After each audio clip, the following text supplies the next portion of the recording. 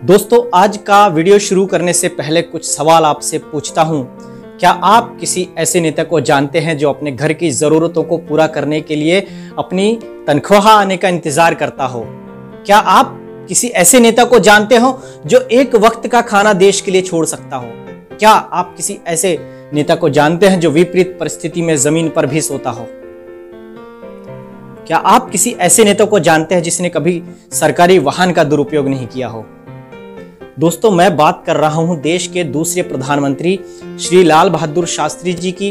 और शास्त्री जी सिर्फ एक नेता नहीं थे, वे एक महानायक, एक महात्मा थे जिन्होंने देश को आजादी के बाद एक ऐसी दिशा दी कि देश स्वावलंबन की ओर चल पड़ा। उन्होंने देश को स्वावलंबी किया।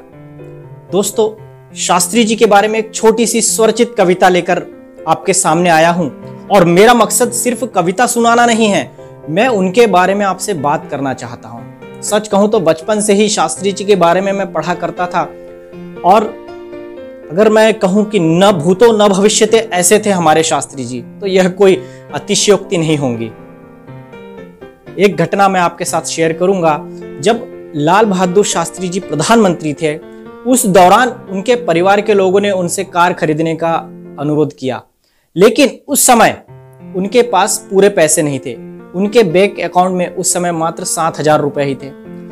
लेकिन उन्होंने अपने परिवार की खुशी के लिए पंजाब नेशनल बैंक से 5,000 रुपए का लोन लिया और फिर बाद में कार खरीदी। लाल बहादुर शास्त्री जी के शासनकाल में लोगों को अन्न संकट का सामना करना पड़ा था। उस दौरान शास्त्री जी ने देश के लोगों से एक शाम उपवास रखने की अपील की थी। इस अपील का असर इस कदर हुआ कि देश के घरों से लेकर होटलों तक शाम को चूल्हा नहीं जलता था। दोस्तों, एक वाकया शास्त्री जी के बारे में जो मैंने बचपन में पढ़ा था, वह मैं आप लोगों के साथ जरूर शेयर करना चाहूंगा। एक बार उनके पोते ने स्कूल की स्लेट टूट गई थी और उससे उन्होंने कहा कि दादाजी, मुझे स्लेट चाहिए। उन्होंने कहा, बेटा कुछ दिन और चला लो, अब कुछ ही दिनों में तनख्वाह आ जाएंगी, तब मैं आपको नया स्लेट दिलवा दूंगा। ये सुनने में बहुत सामान्य बात है दोस्तों, पर आप इसके बारे में मंथन करना ये एक बहुत बड़ी बात है। शास्त्री जी के विशालकाय व्यक्तित्व को शब्दों में पिरो पाना मेरे लिए असंभव है, पर फिर भी कुछ 2 लाइनें लिखी है, आपको सुना रहा हूं। आपको पसंद आए तो शेयर करके इन बातों को सभी तक पहुंचाइए। 2 अक्टूबर 1904 उत्तर प्रदेश मुगल सराय। इस दिन एक महानायक जन्मे, लाल बहादुर वे कहवाए। अपनी मां के प्यारे लाल, भारत मां के महान सपूत। अपनी मां के प्यारे लाल, भारत मां के महान सपूत, द्वितीय प्रधानमंत्री भारत के, परिवर्तन के अग्रिम दूत। ईंट का जवाब पत्थर से देते, पाकिस्तान ने मुंह की खाई। ईंट का जवाब पत्थर से देते, पाकिस्तान ने मुंह की खाई। जब अमेरिका ने अन्यथा रोका, शास्त्री जी ने राह दिखाई। एक वक्त का उपवास रख लो, देश को किया आह्वान उन्होंने। स्वयं भी एक वक्त ही खाकर देश का बदला विधान उन्होंने। दोस्तों, उन्होंने भी जब यह देश को आह्वान किया था, उसके बाद उन्होंने भी एक वक्त खाना शुरू कर दिया था और उन्होंने चावल का भी त्याग कर दिया था।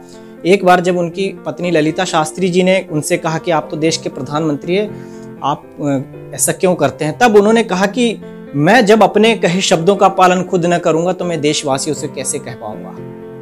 दोस्तों, ऐसे थे हमारे शास्त्री जी, ऐसे थे हमारे शास्त्री जी। सादा जीवन, उच्च विचार, कभी न पद का दुरुपयोग किया, राष्ट्रभक्ति की बहती धार। सारा देश हो एकजुट, राष्ट्रभक्त नेतृत्व महान। सारा देश हो एकजुट, राष्ट्रभक्त नेतृत्व महान।